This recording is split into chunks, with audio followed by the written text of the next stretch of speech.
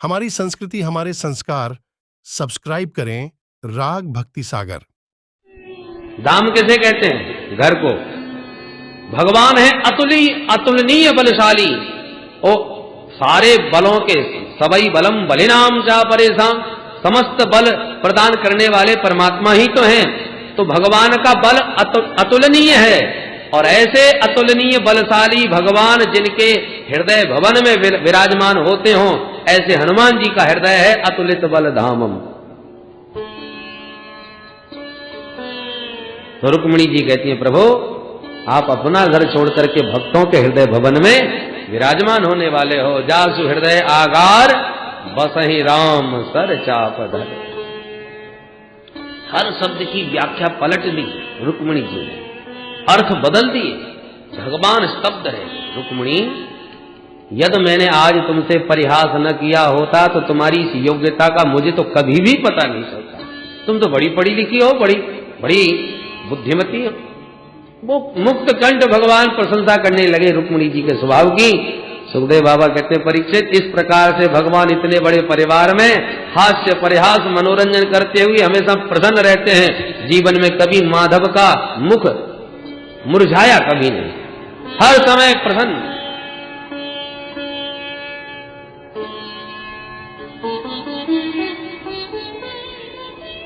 जैसे जैसे भगवान के विवाह हुए वैसे वैसे भगवान के पुत्र पौत्रादिकों के विवाह है। एक बार भगवान के पुत्र जो प्रद्युम्न हैं, और प्रद्युम्न के पुत्र हैं अनिरुद्ध। अनिरुद्ध जी के 2 विवाह हुए और दोनों में भयंकर युद्ध। अनिरुद्ध जी का एक विवाह तो हुआ रुक्मिणी जी के भाई रुक्मी की डांटनी के साथ। तो बारात लेके भगवान आए रुक्मी के घर। इधर तो विवाह हो रहा था और उधर दाऊ जी को पकड़ के रुक्मी बोला, चलो कुछ द्यूत क्रीड़ा खेले। खेलो भाई। पासे फेंकने लगे। अब दाऊ जी बार बार जीत रहे हैं और रुक्मी बार बार कहता है कि आप हार रहे हैं, जबरदस्ती हरा रहा है। और उसके ठाकुर सुहाती कहने वाले आसपास बैठे हैं, वो भी रुक्मी का ही समर्थन कर रहे हैं। अचानक आकाशवाणी हुई, तावत ब्रवीण नभो वाणी बले नहीं व जितोग्लह। आकाशवाणी ने कहा, द्यूत क्रीड़ा में दाऊ जी की विजय भई है। सोई दाऊ जी गदगद हो गए। कहो मानोगे आकाशवाणी की बात? भाई देववाणी मिथ्या हो नहीं सकती, और तुम अब तक हमें मूर्ख बना रहे थे क्या? अब दाऊ जी ने जब ये इस प्रकार कहा तो रुक्मी के मुंह से क्या निकला? सुनो दाऊ जी, तुम लोग गंवार ग्वाले हो, गैया चराना जानते हो। ये जुआ खेलना राजा महाराजाओं का खेल है, ग्वालों का नहीं। नैवाक्ष को विदायूयम गोपाला बन गोचरा। तुम बन गोचर लोग क्या जानो ये द्यूत क्रीड़ा के बारे में? अब तो दाऊ जी की आंखें लाल। ए मूर्ख, एक तरफ हमसे रिश्तेदारी बना रहा है, दूसरी तरफ हमको बनगोचर समझ रहा है। मैं कौन हूं अभी दिखाता हूं। हल मूसल अपना उठाया, हल से पकड़ के एक मूसल धमक दिया, सो गोविंदाय नमो नमः। उसी क्षण रुक्मी का प्राणांत हो गया। और जो उसकी ठाकुर सुखाती हां में हां भरने वाले थे, एक एक मुक्का सबको मारा, सो सबके दांत तोड़ के रख दिए। अब तो विवाह मंडप में हाहाकार मच गया। दाऊ जी बिगड़े तो कौन सामने आए इनके। अब जरा भगवान के सामने बड़ा भारी धर्म संकट। भगवान के भाई ने उनकी पत्नी रुक्मिणी के भाई को मार दिया, तो भगवान पक्ष किसका ले? पत्रकार पहुंच गए भगवान के पास। बताइए महाराज, इस घटना पर आप क्या कहना चाहेंगे? पत्रकार तो ऐसे लोगों को ही पकड़ते हैं।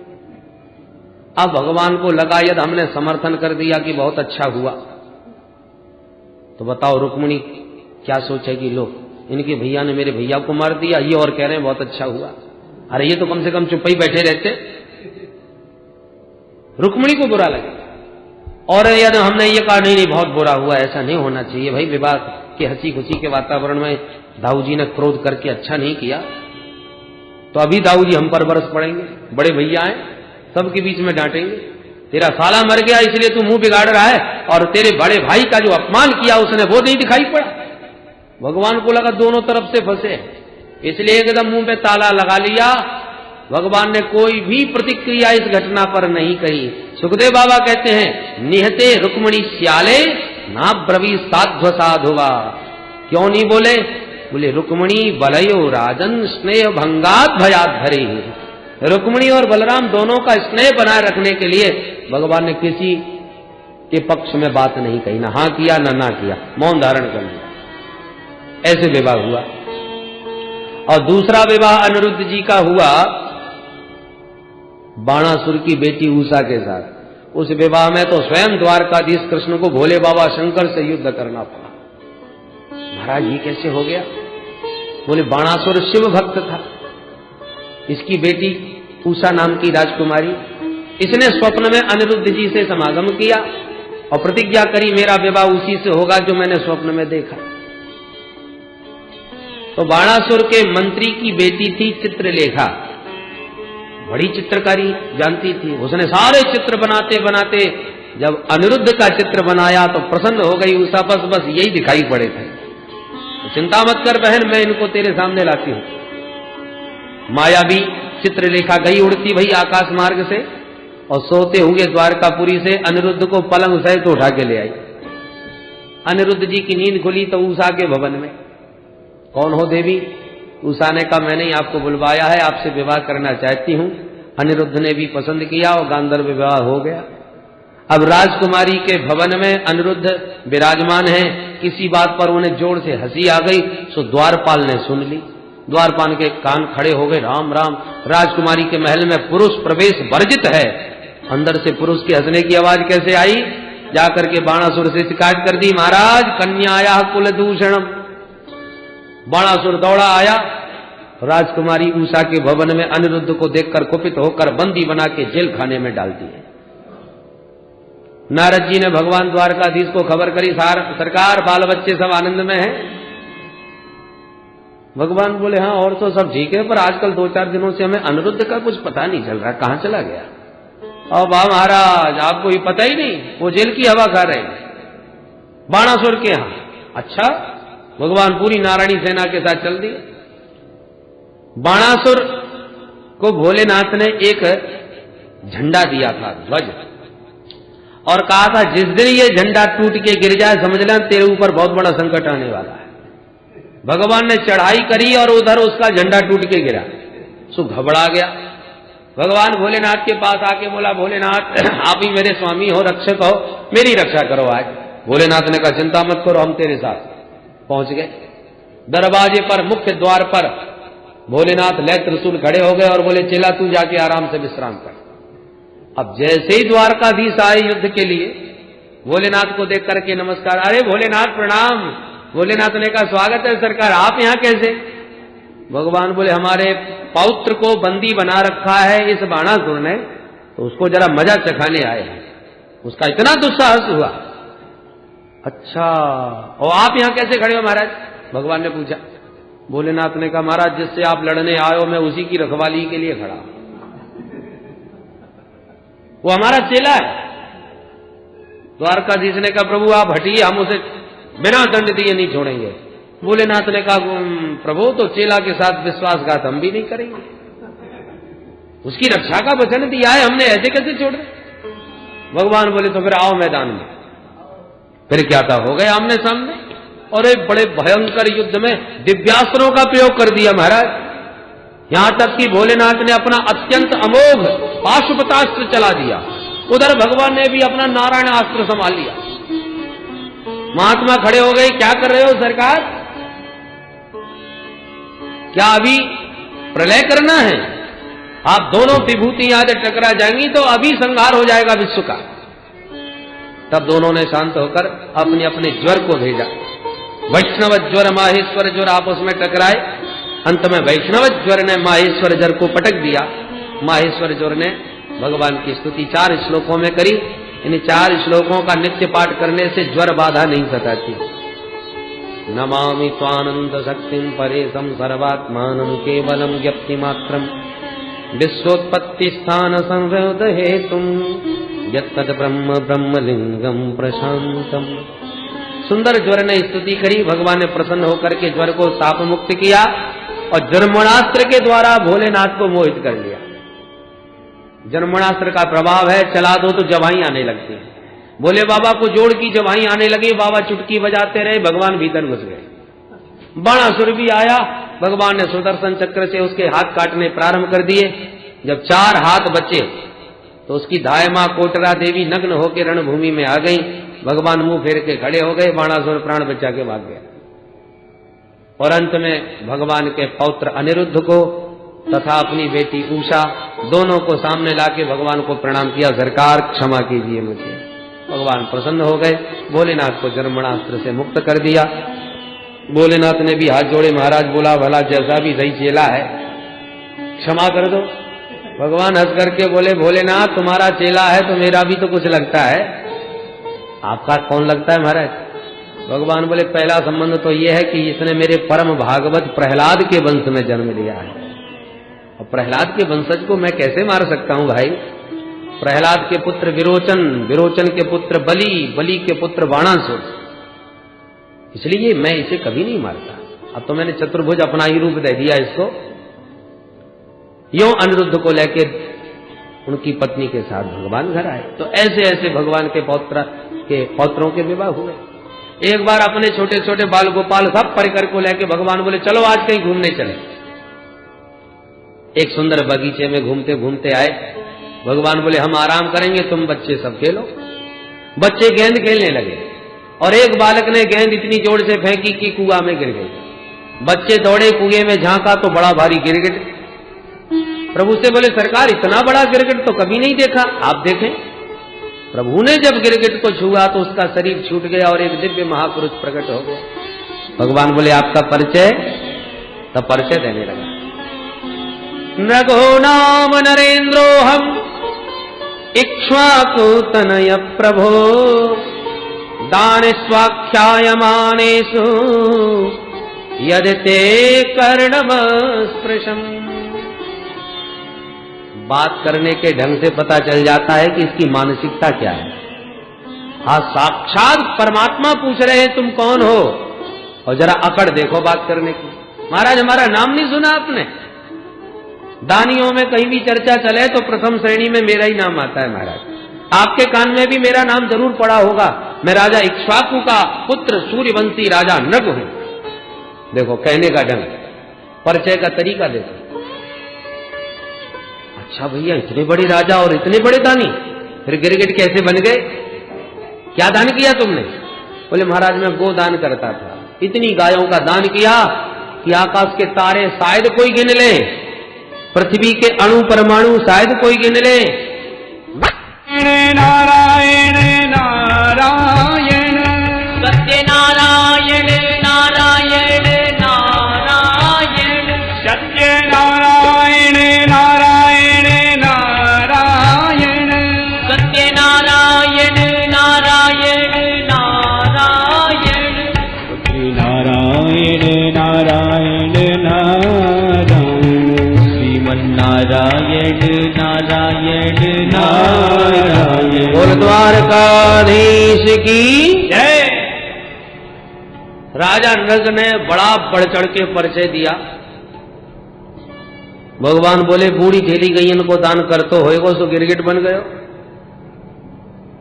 बोले, नहीं नहीं महाराज, मेरी गाय एक से एक सुंदर, पयस्वनी तरुणी शील रूप गुणोपपन्ना कपिला हेम संगी न्यायार्जिता रूप्य खुरा सवत्सा दुकूल माला भरणा ददावहम।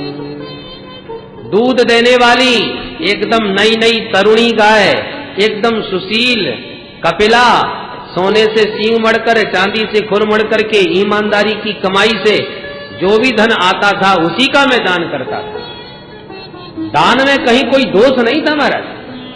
तो फिर गिरगिट क्यों बन गया भैया?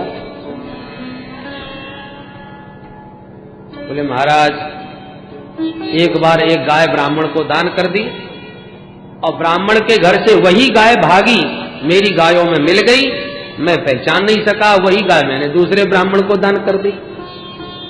तो दूसरा ब्राह्मण लिए जा रहा था, पहला ब्राह्मण ढूंढता फिर रहा था, और दोनों आपस में टकरा गए। वो कहता है मेरी, वो कहता है मेरी। मेरे सामने दोनों का झगड़ा आया, मैं कोई निर्णय नहीं कर पाया, और दोनों ही ब्राह्मण गाय छोड़ के चले गए। मरने के बाद यमराज ने पूछा पाप भोगोगे कि पुण्य? मैंने कहा तो पहले पाप भोगा दो, बाद में पुण्य भोगूंगा इकट्ठा। तो पाप का परिणाम ये हुआ कि गिरगिट बन के कुएं में गिरा, और पुण्यों का उदय हो गया। तो आज स्वयं आप श्री के चरणों का दर्शन करके आज मैं कृतार्थ होकर के जा रहा हूं। और ऐसा कह के चला गया। कुएं पर ही भगवान ने अपने सभी बच्चों को बैठा के समझाना प्रारंभ किया। बच्चों, सुन लिया तुमने नरक की कहानी? देखो, ब्राह्मण और संत का अपमान अनजाने में भी बन जाए तो भी बहुत खतरा है। जानबूझ के तो कभी करना ही मत, कोशिश करना अनजाने में भी न होने पावे।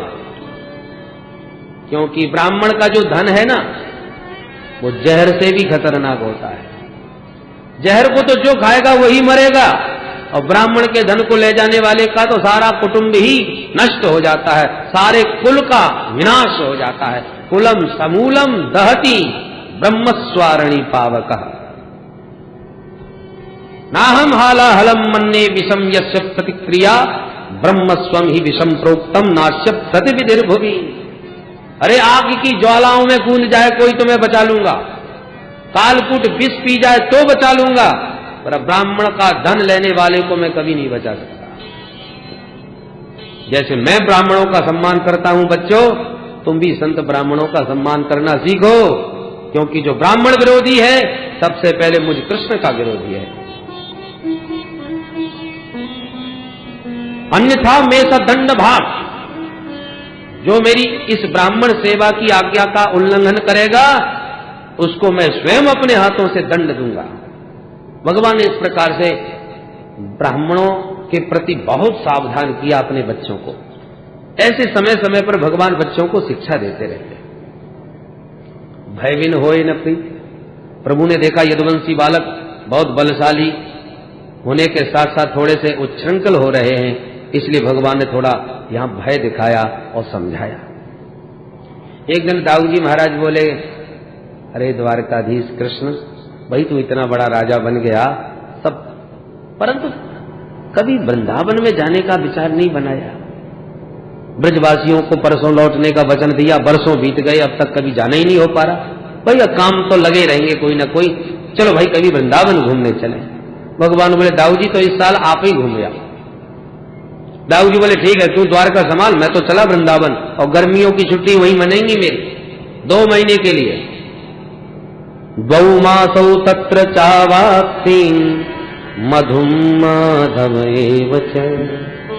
मधु माधव माने चैत्र वैशाख, ये 2 महीने का अवकाश लेके दाऊ जी वृंदावन धाम पधारे।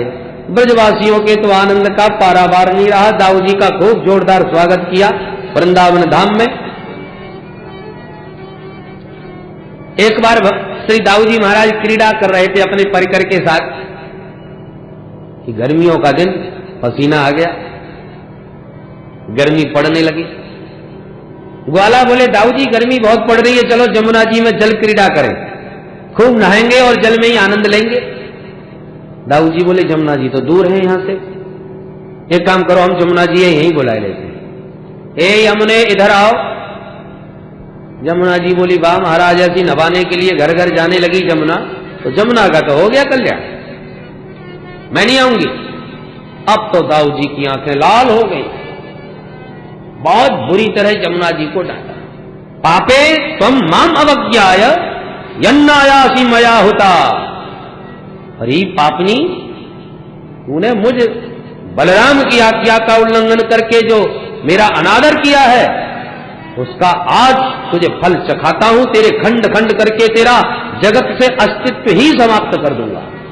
जो हलमूसल संभाले यमुना कांप उठी, तुरंत दिव्य रूप में यमुना प्रकट होकर चरणों में गिर पड़े। राम राम महाबाहो न जाने तव विक्रमम यस्यैकांसेन विधृता जगती जगत पते जगते जगतपते। हे अनंत, हे महाभाव, हे जगदीश्वर, आपके बल पराक्रम को मैं समझ न सकी, मेरे अपराध को, धृष्टता को क्षमा करें। तब दाऊ जी का कोप शांत हुआ। सुखदेव जी कहते हैं, परीक्षित, आज भी श्री धाम वृंदावन में जमुना जी दाऊ जी के हल से टेढ़ी होकर के बह रही है। टेढ़ी मेढ़ी धारा है, सीधी धारा नहीं। बलराम जी के अनंत पराक्रम का परिचय आज भी जमुना जी की वक्रता प्रदान कर रही है। बोल कृष्ण बलदेव की जय। परंतु दाऊ जी जब तक रहे किसी की हिम्मत नहीं आंख उठा जाए। पर जब दुष्ट राजाओं को यह पता चला कि दाऊ जी छुट्टी मनाने गए हैं वृंदावन, सोई द्वारका के ऊपर टेढ़ी निगाह दुष्टों ने डालनी प्रारंभ कर दी। एक पौंड्रक नाम का राजा था जो अपने को भगवान सिद्ध करने की कोशिश करता था। काशी राजों से और भड़का रहा था कि तू भगवान मन, मैं तेरा पुजारी बना जाता हूं, दुनिया में तेरा प्रचार प्रसार मैं करूंगा और तू भगवान बन के पूजना, और जितना दुनिया वालों को मूर्ख बना के चढ़ावा आएगा वो 50-50। अब बताओ, साक्षात परमात्मा जब धरा साक्षात भगवान बन के घूमे तो कौन आश्चर्य की बात है। बोलो जय श्री कृष्ण।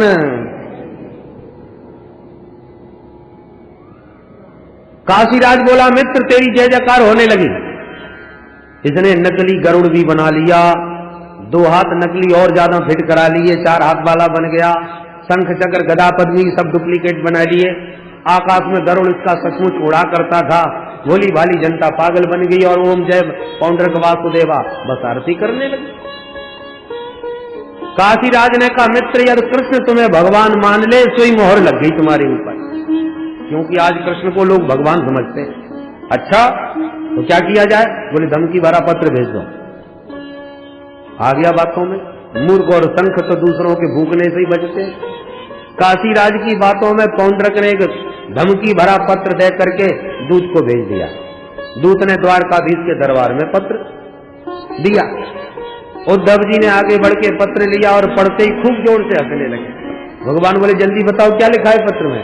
बोले, ये लिखा है, सरकार बोरिया बिस्तर बांधो और भागो, आप नकली हो, असली भगवान अब पैदा हुए। क्या मतलब? बोले, इस पत्र में आपको भगवान खबर दे रहे हैं क्या? वासुदेवो वतीर्णो हम एक एव न चापरः भूतानां अनुकंपार्थं त्वं तु मिथ्याभिधां त्यज। हे कृष्ण, भूत प्राणियों पर अनुग्रह करने के लिए असली वासुदेव भगवान का मेरे रूप में अवतार हुआ है। त्वं तु मिथ्या, तू झूठा है। अब तेरा कल्याण इसी में है कि तू द्वारका छोड़ के भग जा तो मैं छोड़ दूंगा तेरे को। ये सुन के भगवान भी खूब खिलखिला के हंसे, पूरी सुधर्मा सभा अट्टहास करने लगी। सब हंसे कि ये असली भगवान कहां से आ गए भाई? भगवान उस दूत को बुला के बोले, सुनो, अपने भगवान से जाके कहना वो यहां आने का कष्ट न करे, हम उनका दर्शन करने कल ही उनके घर पहुंच रहे। जो आ गया दूत वापस पौंड्रक को सुना दिया।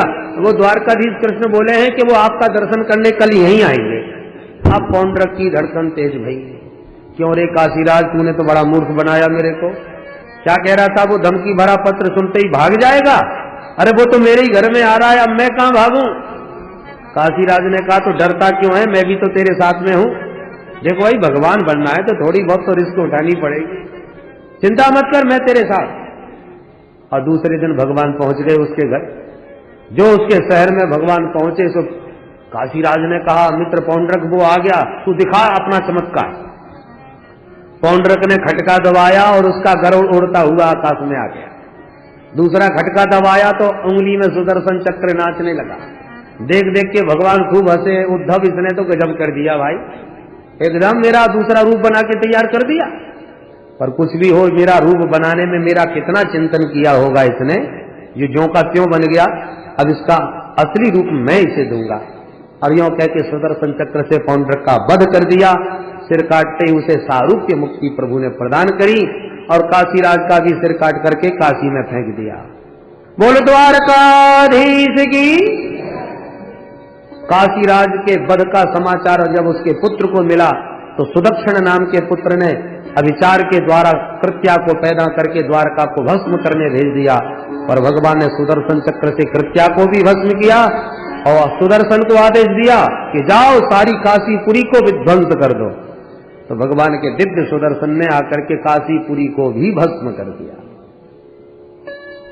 ऐसा अद्भुत भगवान के बल पराक्रम की चर्चा सुखदेव जी ने सुनाई। जब परीक्षित ने कहा महाराज थोड़ा बीच बीच में दाऊ जी के भी महिमा का गान करते जाइए, तब सुनाया कि एक द्विविद नाम का बानर था, उसने दाऊ जी का वरुण कलश फोड़ दिया। तो दाऊ जी ने अपने हल मूसल के द्वारा उस द्विविद बानर का भी संहार किया, जो किसी जमाने में रामादल में सुग्रीव का सचिव रहा करता था। एक बार दुर्योधन की बेटी लक्ष्मणा का स्वयंवर हो रहा था, तो भगवान के जाम्बवती नंदन साम्ब ने उस राजकुमारी का हरण कर लिया स्वयंवर से। दुर्योधन ने बंदी बना करके साम्ब को जेल में डाल दिया। दाऊ जी को समाचार मिला तो छुड़वाने के लिए गए।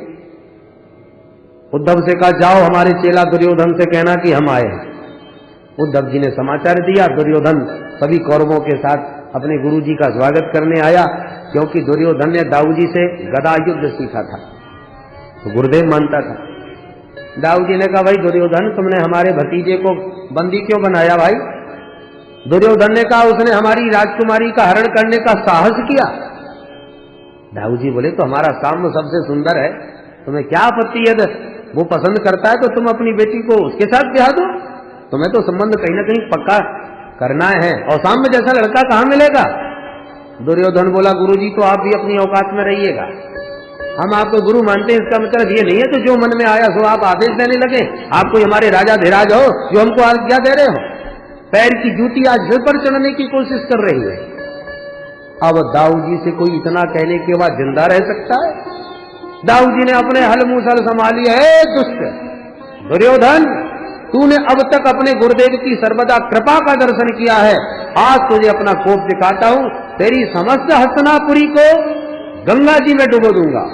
और इतना कह के जो अपना हल घुमा के मारा धरती में, सारी हस्तनापुरी गेंद की तरह डगमगा गई। हाहाकार मच गया कौरवों ने। सब कौरवों ने दाऊ जी के चरणों में गिर के क्षमा मांगी, गिड़गिड़ाने लगे। राम राम अखिलाधार प्रभावं न विदामते मूढ़ानां न कुबुद्धीनां संतमर्हस्यते क्रमम्। हे दाऊ जी महाराज, हम मूर्खों के अपराध को क्षमा करो, हम आपके बल पराक्रम को समझ न सके। तब जाके दाऊ जी का क्रोध शांत हुआ। आज भी हस्तनापुर गंगा जी की तरफ झुका हुआ है परीक्षित। दुर्योधन ने दौड़ करके अपनी बेटी लक्ष्मणा और भगवान के पुत्र साम्ब दोनों को दाऊ जी के सामने आगे करके क्षमा मांगे। ऐसे दाऊ जी के भी अद्भुत पराक्रम है। एक बार नारद जी ने सोचा देखूं तो सही 16,108 विवाह करके हमारे सरकार रहते कैसे हैं। तो जैसी आए प्रत्येक भवन में भगवान को अलग अलग कार्य करते हुए देखा। नारद जी के तो होश उड़ गए, भगवान के चरणों में गिर पड़े। भगवान हंस करके बोले बेटा नारद, मेरी इन लीलाओं से तेरे 4 खोपड़ी वाले पिताजी भी चक्कर खा जाते हैं, तो तुम चकरा जाओ तो कौन आश्चर्य की बात है। यहां पर बेटा कह के नारद जी को भगवान ने संबोधन किया। पुत्र मां खेद, बेटा खेद न कर, प्रेम से मेरा भजन करो। नारद जी भगवान की इन अद्भुत लीलाओं को देखते हुए प्रस्थान किए। द्वारकाधीश की दिनचर्या बड़ी अद्भुत थी परीक्षित। ब्राह्मे मुहूर्त उत्थाप्य वार्युर्पश्य माधव दध्यौ प्रसन्न करणम आत्मानम तमतः परम। ब्रह्म मुहूर्त में जागते हैं, नेत्र से जल से नेत्रों को प्रक्षालित करके अपने प्रसन्न मुद्रा से अपने आत्म ज्योतिष स्वरूप का ध्यान करते हैं। फिर सुंदर निर्मल जल में यथाविधि स्नान करते हैं, 2 वस्त्र धारण करके संध्या वंदन करते हैं। फिर नित्य अग्निहोत्र करते हैं, क्योंकि कण्व शाखा के अंतर्गत हैं। सूर्योदय से पूर्व अग्निहोत्र करने के बाद सूर्योदय होने पर अपने माता पिता गुरुजनों को दंडवत करते हैं, गायों का दान ब्राह्मणों को करते हैं। फिर अपना दिव्य श्रृंगार करके सुधर्मा सभा में रथ में बैठ के पहुंचते हैं। सुधर्मा सभा भी भगवान की बड़ी अद्भुत है परीक्षित। चाहे जितने सदस्य आ जाएं, एक कुर्सी हमेशा खाली रहती है। कोई भी सडूनी आदि के विकार उसमें प्रवेश नहीं कर सकते। आज उस सुधर्मा सभा में एक दूत ने पत्र ला के दिया और कहा महाराज जरासंध के जेल खाने में 20,800 राजा कैद बने पड़े हैं, जरा उन पर कृपा करके उन्हें मुक्ति दिलाओ। भगवान बोले हम बहुत जल्दी आएंगे, कह देना। दूत गया। इतने में नारद जी आकर के बोले सरकार पांडवों ने आपको निमंत्रण भेजा है, सपरिवार पधारिए, वो राजसूय यज्ञ करना चाहते हैं। भगवान बोले हम बहुत जल्दी आएंगे, कह देना। बाद में भगवान बोले हमने दोनों से कह दिया, पहले कहाँ जाए? उद्धव जी ने कहा पहले हमें पांडवों के यहाँ जाना चाहिए, क्योंकि राजसूय यज्ञ तभी संभव होगा जब जरासंध को भी जीता जाए।